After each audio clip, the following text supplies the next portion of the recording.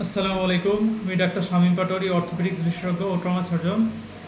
আজকে হাতের কবজির ব্যথার একটা কমন কারণ ডিকোয়ারভেন ডিজিজ। সেই ডিকোয়ারভেন ডিজিজ নিয়ে আজকে আপনাদের সাথে আমি আলোচনা করব। ডিকোয়ারভেন ডিজিজটা কি? ডিকোয়ারভেন ডিজিজ হচ্ছে ডিকোয়ারভেন ডিজিজটা কি সেটা আগে জানতে হবে, এবং এটা কার হয়, কী কারণে হয়, হ্যাঁ, সেগুলো জানতে হবে। ডিকোয়ারভেন ডিজিজ মানে সেটাতে সাধারণত লক্ষণগুলো কি দেখা যায়? লক্ষণ দেখা যায় যে এই যে হাতের কবজির এই যে এই পাশটাতে মানে রুগীদের ব্যথা হয়। এই পাশটাতে রুগীদের যখন হচ্ছে কোনো কি বলে কাপড় কাপড় হচ্ছে ধোয়ার পরে যখন হচ্ছে সেটা চিপতে যায় তখন ব্যথা হয়। অথবা কেউ যারা চা বানায় তারা যখন এই রিস্ট জয়েন্ট হচ্ছে যে মুভমেন্ট করে তখন হচ্ছে যে তার এই জায়গায় খুব ব্যথা হয়। অথবা বাচ্চা কোলে নিতে যায় তখন হচ্ছে যে তার এই কবজিতে ব্যথা হয়, কবজির এই জায়গাটাতে ব্যথা হয়। তো এটা সাধারণত কী কারণে হয়ে থাকে, কাদের হয়ে থাকে? এটা সাধারণত হচ্ছে যে উম, মধ্যবয়সী মহিলাদের হয়ে থাকে, 40 থেকে 50 বছর, হ্যাঁ, বা 30 থেকে 50 বছর বয়সী মধ্যবয়সী মহিলাদের সাধারণত নর্মালি হইতে পারে। আর এটা হচ্ছে আরেকটা কারণে হয়ে থাকে, মানে এই জয়েন্টের এই রিস্ট জয়েন্টে যদি ওভার ইউজ করা হয়। সেটা ওভার ইউজ কি? সেটা হচ্ছে কেউ ধরেন মানে যে এই কাজগুলো করতে অভ্যস্ত না, হঠাৎ করে, অথবা এই কাজটা সে অনেকদিন ধরে গ্যাপ দিছে, গ্যাপ দেওয়ার পর হঠাৎ করে একদিনে এত বেশি কাজ করে ফেলছে, এই রিস্ট জয়েন্টের উপর এত বেশি প্রেশার পড়ছে যে জন্য এই এই রোগটা দেখা দিতে পারে। সেটা কীরকম? সেটা হচ্ছে কেউ যদি হঠাৎ করে অনেক কাপড় চোপড় ধুয়ে সেগুলো চিপতে যায়, অনেক কাপড় চোপড় চিপতে যায়, অথবা অনেক দিন ধরে সে একটা গ্যাপ দিয়ে হঠাৎ করে মানে অনেকগুলো চা বানাইলো, যে চা নাড়ানোর সময় বারবার বারবার মুভমেন্ট হয়। হ্যাঁ, এগুলো করলে তখন হচ্ছে আমাদের এই যে এই জয়েন্টের এখানে আমাদের দুইটা রগ বা টেন্ডন বলে, সেগুলো একটা কাভারিংয়ের মধ্য দিয়ে ঢাকা থাকে। সেটা হচ্ছে extensor policies Brevis and abductor policies longus. এই দুইটা রগ হচ্ছে একটা এরকম একটা একটা কাভারিং, তার মাঝখান দিয়ে হচ্ছে যে এই দুইটা রগ হচ্ছে যায়। এই কাভারিংটা যদি হচ্ছে যে কোনো কারণে ইনফ্লামেশন বা ক্ষত হয়ে ঠিক হয়ে যায়, তখন হচ্ছে এই রগগুলোর ওখান দিয়ে ঠিকঠাক মতো চলাফেরা করতে পারে না। রগগুলোর চলাফেরা যখন আমাদের মুভমেন্ট হয়, জয়েন্টের মুভমেন্ট হয়, তখন হচ্ছে এই রগগুলো যখন চলাফেরা করতে যায় তখনই হচ্ছে যে ওখানে আটকায়, এবং হচ্ছে ওখানে হচ্ছে যে ব্যথা ফিল হয়।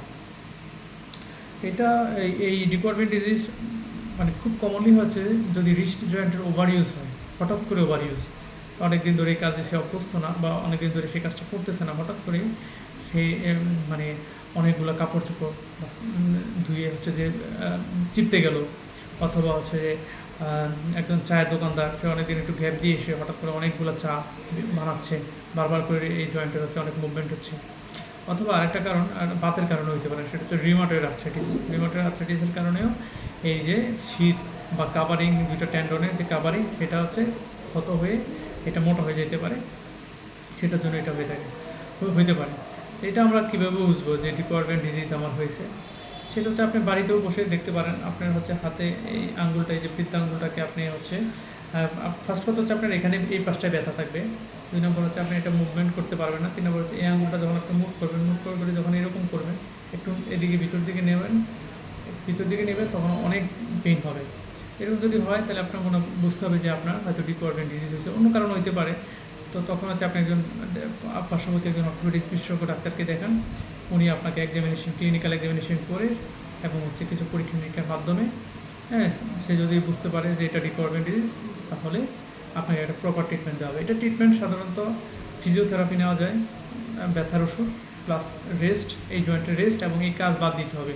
ফার্স্ট কথা হচ্ছে এই অ্যাক্টিভিটিটা বাদ দিতে হবে।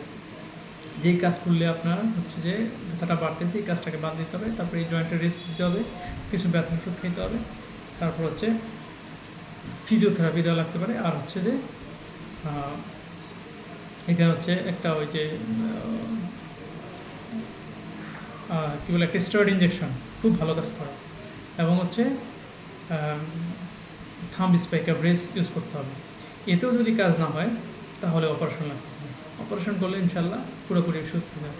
তবে কনজারভেটিভ ট্রিটমেন্টেই 90% রোগী, 80 থেকে 90% রোগী ভালো হয়ে যায়। যদি তারপরেও কারো ক্ষেত্রে ভালো না হয়, সেক্ষেত্রে অপারেশনে যাওয়া লাগতে পারে। তো আপনার বা আপনার পার্শ্ববর্তী কারো যদি এরকম সমস্যা থেকে থাকে এবং কেউ যদি এগুলোতে ভুগে থাকে, তাহলে চিন্তা না করে আপনি আপনার পার্শ্ববর্তী একজন অর্থোপেডিক বিশেষজ্ঞ ট্রমা সার্জনকে দেখিয়ে প্রপার ট্রিটমেন্টটা নিতে পারেন। আসসালামু আলাইকুম রহমতুল্লাহি ওয়া বারাকাতুহু।